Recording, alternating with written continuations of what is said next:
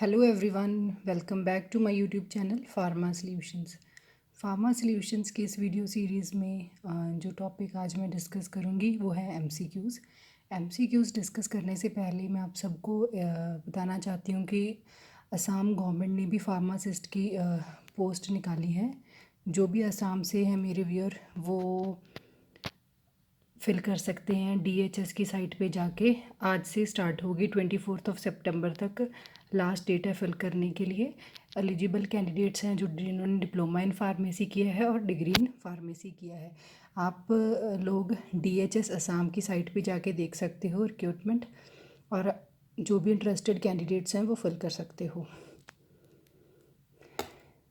तो इसमें जो फर्स्ट है acidic drugs bind to. Acidic drugs किसके साथ बाइंड करते हैं? प्लाज्मा एल्ब्यूमिन या अल्फ़ा 1 एसिडिक ग्लाइकोप्रोटीन, या दोनों के साथ, प्लाज्मा एल्ब्यूमिन के साथ भी और अल्फ़ा एसिडिक ग्लाइकोप्रोटीन के साथ, या इन से किसी के साथ भी बाइंड नहीं करते।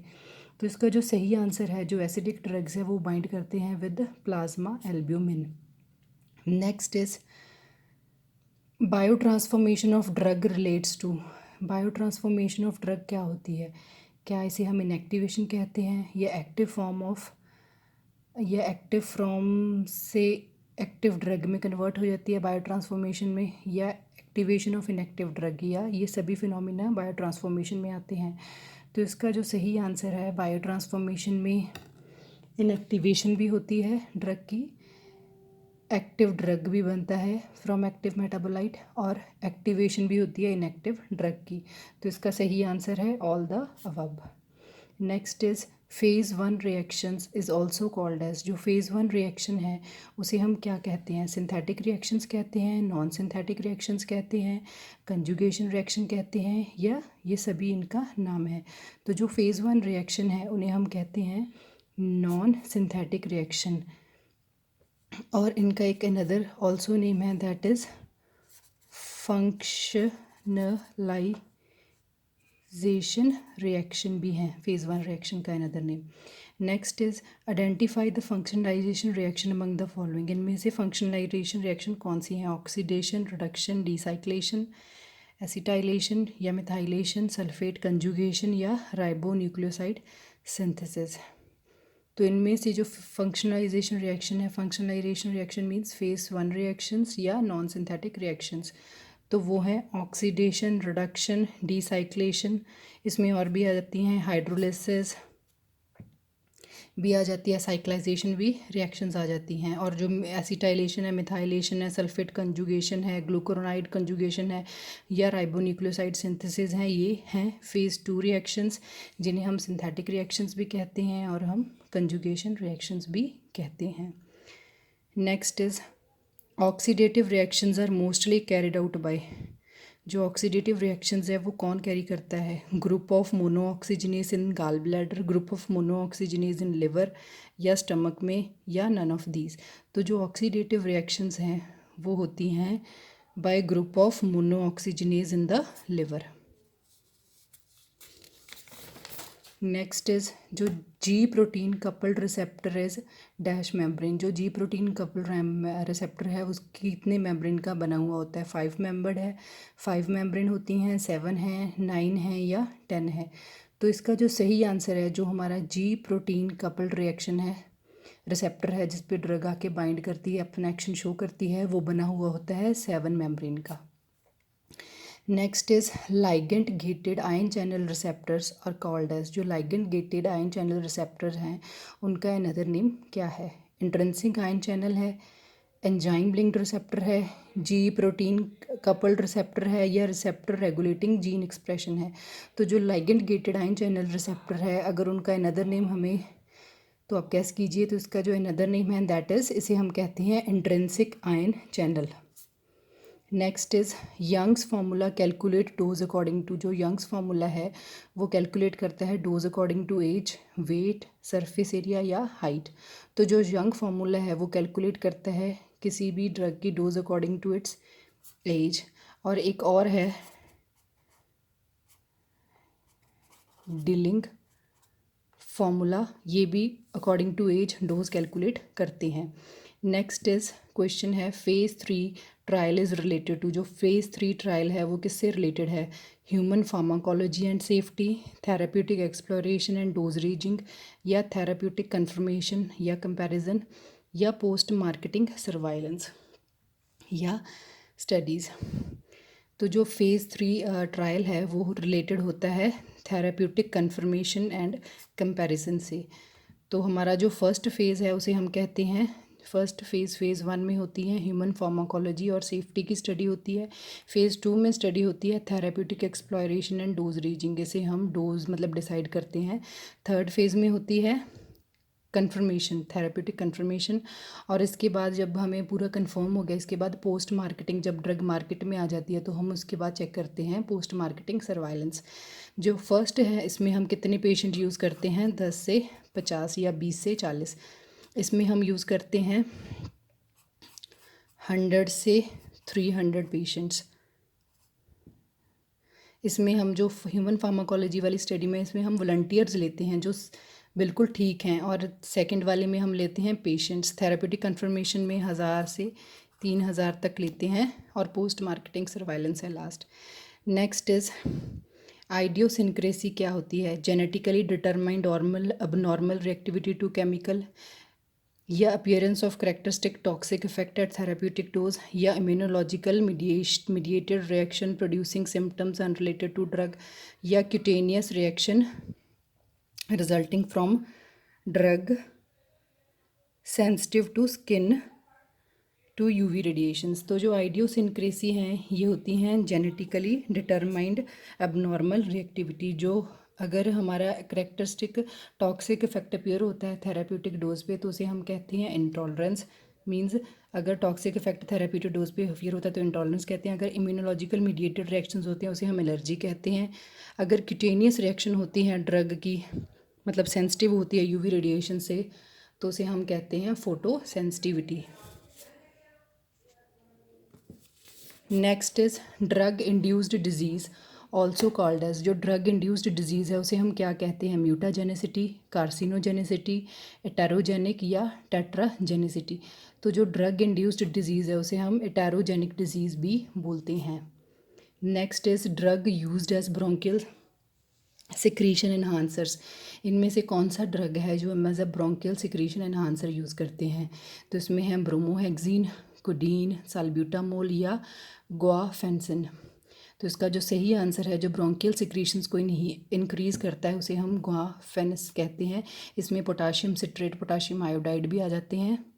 जो हमारा किडीन है वो है एंटीटसिव, कफ को रोकता है। जो साल्ब्यूटामोल है या साल्ब्यूटा है ब्रोंको डायलेटर, और जो ब्रोमोहेक्सिन है ये है म्यूकोलाइटिक।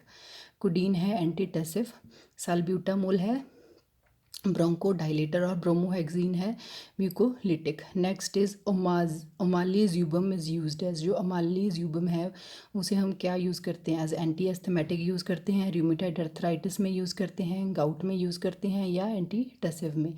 तो जो हमारा ओमालीज्यूबम है उसे हम as a anti asthmatic drug use करते हैं। Next is cholinergic drugs are also called as. Cholinergic drugs हैं उनका अनदर नेम क्या है, पैरासिम्पैथोमाइमेटिक ड्रग हैं, या पैरासिम्पैथोलाइटिक ड्रग हैं, या सिम्पैथोमाइमेटिक ड्रग हैं, या गैंग्लियोनिक स्टिमुलेंट्स हैं। तो जो हमारे कोलिनर्जिक ड्रग्स हैं उन्हें हम पैरासिम्पैथोमाइमेटिक ड्रग्स भी बोलते हैं।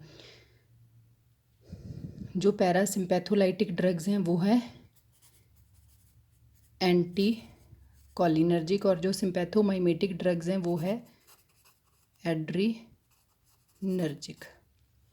Next is dash is an example of irreversible anticholinesterase. इनमें से इरिवर्सिबल एंटी कोलिनेस्ट्रीज कौन सा है, फिजोस्टिगमिन, एड्रोफोनियम, डोनाजिपिल, या ग्लेंटामीन, या डाइफ्लोज, या इकोथायोपेट। जो हमारा इरिवर्सिबल एंटी कोलिनेस्ट्रीज हैं ये सभी एंटी कोलिनेस्ट्रीज हैं। इनमें से जो इरिवर्सिबल एंटी कोलिनेस्ट्रीज है दैट इज़ डाइफ्लोज एंड इकोथायोपेट। जो फाइजोस्टिगमिन है, एड्रोफोनियम है, डोनाजिपिल या ग्लेंटामीन है, ये है रिवर्सिबल एंटी कोलिनेस्ट्रीज। और इसमें और भी काफ़ी आ जाती हैं। Next is example of mast cell stabiliser. इनमें से मास्ट सेल स्टेबलाइज़र कौन सा है, मॉन्टिलकास्ट, थियोफाइलिन, सोडियम क्रोमोगाइलेट या साल्ब्यूटामोल। तो इनमें से जो मास्ट स्टेल स्टेबलाइज़र है वो है सोडियम क्रोमोगाइलेट। और एक और मास्ट स्टेल स्टेबलाइज़र होता है, दैट इज़ किटोटिफेन।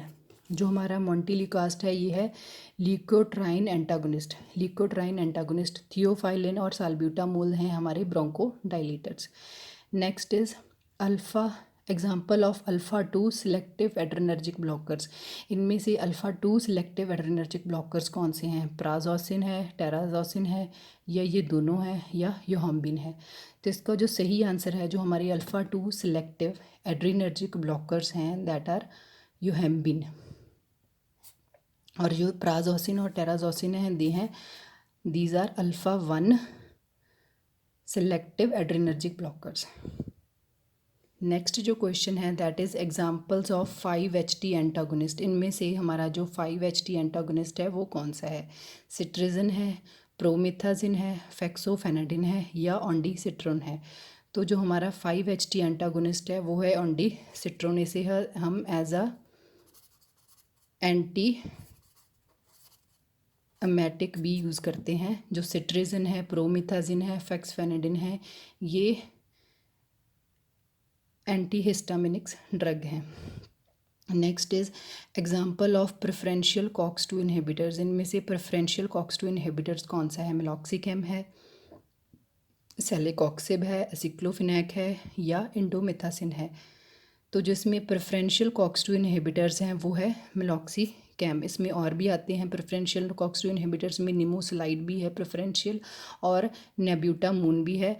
जो हमारा सेलेकॉक्सिब है ये है सेलेक्टिव कॉक्स-2 इनहिबिटर्स, मींस जो सिर्फ कॉक्स-2 को इनहिबिट करता है। ये अंडर नसीड्स आते हैं, non selective anti inflammatory drugs. और जो हमारा एसिक्लोफिनैक और इंडोमिथासिन है ये क्या है? These are non selective COX two inhibitors. This is preferential COX two inhibitors. Celecoxib is selective, जो सिर्फ कॉक्स-2 को इनहिबिट करते हैं। जो एसिक्लोफिनैक है और इंडोमिथासिन है, these are non selective COX inhibitors. Next जो क्वेश्चन है that is drug used for chronic gout. जो गाउट में हम ड्रग यूज़ करते हैं क्रॉनिक गाउट में, उसका क्या नेम है? कॉर्टिकोस्टेरॉइड्स हैं, निसेड्स हैं, कॉल्चिसिन है, या एलोप्यूरिनोल है। तो जो हम क्रॉनिक गाउट में ड्रग यूज़ करते हैं दैट इज़ एलोप्यूरिनोल। ये कॉर्टिकोस्टेरॉइड्स, कॉल्चिसिन और जो निसेड्स हैं ये हम ड्रग्स यूज़ करते हैं इन एक्यूट गाउट। और एलोप्यूरिनोल है drug used in chronic gout. तो जो आज आप सभी के लिए होमवर्क है, आप सभी को मुझे ये बताना है कि जो ग्रोथ हार्मोन होता है वो हमारे मतलब which body part growth hormone is not, which body part of, मतलब जो ग्रोथ हार्मोन है वो हमारे कौन से बॉडी पार्ट की ग्रोथ को नहीं रेगुलेट करता है। जो ग्रोथ हार्मोन है वो हमारे वैसे तो सभी बॉडी पार्ट्स की ग्रोथ को रेगुलेट करता है। कौन से ऐसे बॉडी पार्ट्स हैं जिनकी ग्रोथ को ग्रोथ हार्मोन नहीं रेगुलेट करता? ये आप सभी का आंसर कोई होमवर्क है। आप सभी को मुझे कमेंट डाउन करके बताना है नीचे कि इसका सही आंसर क्या है। तो आई होप कि आपको ये मेरा वीडियो अच्छा लगा हो। और ये मैं और भी चीज़ कहना चाहती हूँ एंड में, आप मेरी प्रेपरेशन सीरीज़ ज़रूर देखिए, साथ ही में आप अपनी जो है फार्मेसी की बुक्स हैं वो भी पढ़िए और ये भी देखिए। इससे आप मेरी वीडियो सीरीज़ देख के आपको पता चलेगा कि आपकी कितनी प्रेपरेशन हो चुकी है। वैसे ये मैंने काफ़ी इम्पॉर्टेंट टॉपिक्स ही उठाए हैं हर उसमें से टॉपिक में से। तो अगर आपको ये मेरा वीडियो अच्छा लगा है तो प्लीज़ मेरे इस वीडियो को लाइक करें। और इससे पहले एक और बात, जो बाबा फरीद ने यूनिवर्सिटी ने टेस्ट की डेट निकाली थी 11 अक्टूबर, वो अब चेंज हो गई है, वो है 4 अक्टूबर। मींस और जल्दी हो गई है। आपके पास 20 नियर अप्रॉक्सीमेटली 22 डेज़ हैं प्रेपरेशन के लिए। तो अच्छे से अपनी तैयारी कीजिए और मेरी वीडियो को लाइक कीजिए। अगर आपको ये मेरा वीडियो अच्छा लगा है तो प्लीज़ मेरी इस वीडियो को लाइक करें, अपने फार्मेसी फ्रेंड्स के साथ शेयर करें और प्लीज़ मेरे चैनल को सब्सक्राइब करें। प्लीज़ मुझे कमेंट करके बताना कि आपको ये जो मेरा छोटा सा एफर्ट है वो आपको कैसा लग रहा है, क्या प्रिपरेशन में आपकी हेल्पफुल हो रहा है या नहीं। तो प्लीज़ मेरी वीडियो को लाइक करें, अपने फ्रेंड्स के साथ शेयर करें। Thank you for watching my video.